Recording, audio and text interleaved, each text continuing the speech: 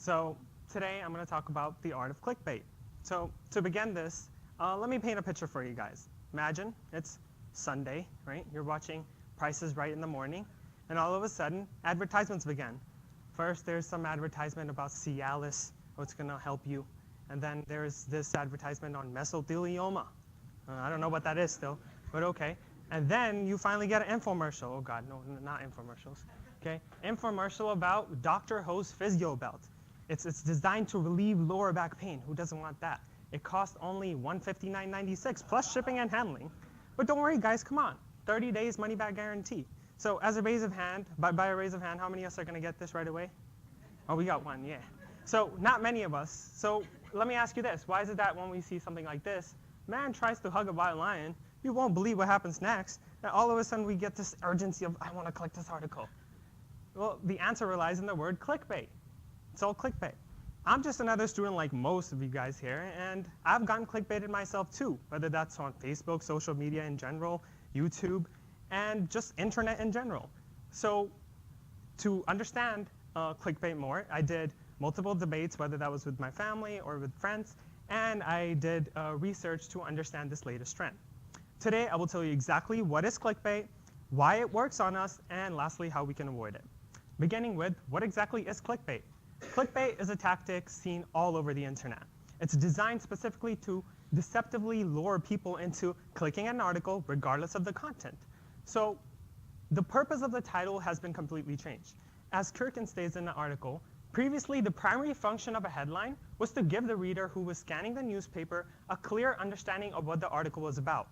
Clickbait misuses this. It gets people to click the article, and then people get views, and that gets them money, but then the article doesn't really contain the same amount of info that the title was going to say.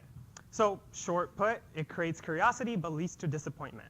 Just as Singh states, clickbait dissatisfies users because the article content does not match their expectation.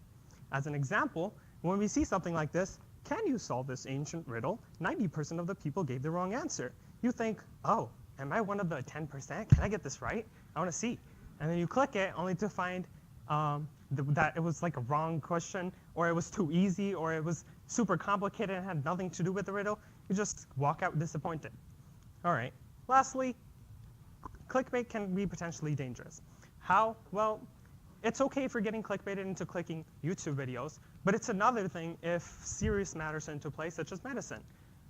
People, especially the elderly, can be targeted and get clickbaited into buying untested medications or even supplements, and this could be potentially dangerous.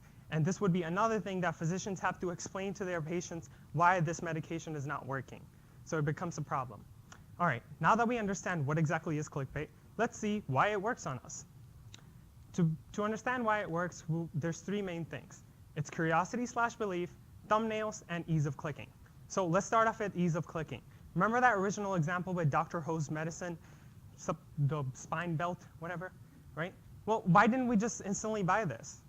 The answer is simple. It's way too much work. First I have to pay, then I have to wait for it to come. And when it comes, if it doesn't work, then I wasted money or I got to send it back.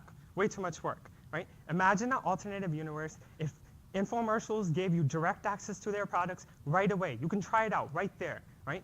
A lot more of us would at least want to try it, see if it's real or not, right? That's exactly what clickbait is. When you click the article, it's so easy. You just figure out whether it's true or not. It's right there. All you're losing is just a little bit of time. So another thing is thumbnails. That's specific for YouTube. A big game, Fortnite, which is the battle royale game. 100 people get dropped into this map. Last person surviving wins. It's like Hunger Games, kind of. So yeah, it is that. So Fortnite players get clickbaited into clicking YouTube videos all the time that specifically contain shocked faces, allegedly new guns, big red arrows pointing at Victory Royale banners. So as a Fortnite player, I would see something like this. Oh, wow, a Hulk skin just got added to the game. I want to play as Hulk. That sounds fun. Except when I click it, it was just a normal skin that was green. And apparently this guy thinks this is Hulk. This is not Hulk. And I couldn't play as Hulk. So I got clickbaited. Sad. Another thing is, as humans, we just want a sense of completion. So when we see this, 6 surprisingly common reasons you're gaining weight, according to experts, we think, oh, wait, am I doing one of those reasons because I don't want to gain weight for no reason? So let me click it, find out. Except when you click it, it's just, you ate too many calories. You're drinking soda or alcohol too much. Or you're not exercising. And the best part is, what experts? There's no credibility here. It's just the same language. So the main thing is, how can we avoid this? There's 3 ways we can avoid this. You can actively avoid it, passively avoid clickbaits, and lastly, just hope for some technological advances. You can actively avoid clickbaits by simply looking at the titles logically. Throughout the slides, I've given you many examples, and you can probably see that clickbaits tend to use a very similar type of language. And Singh, in the same study, noticed that. He said the main difference between clickbait and normal headlines is the linguistic character of the headline, such as questioning, exaggerating, and wondering. So when you see that enough, you know that this is a clickbait article, and you can just actively ignore it. Another thing is, it just comes with experience, right? So that's the passive way. If you get clickbaited enough, you know you have to ignore it. For me, I know I can't click on this guy's video. He always clickbaits me, every time. There's definitely not a Batman skin, I know it. Okay, lastly, you could just hope for some technology. The same study was finding why this similar method of titles, or this language of titles was used, and it stated that they were trying to make the software to find if the software could find these articles and just block them off. So it takes advantage of different writing habits between different article types, and the results are showing some positive things. So you can hope for some program that actively just blocks clickbait.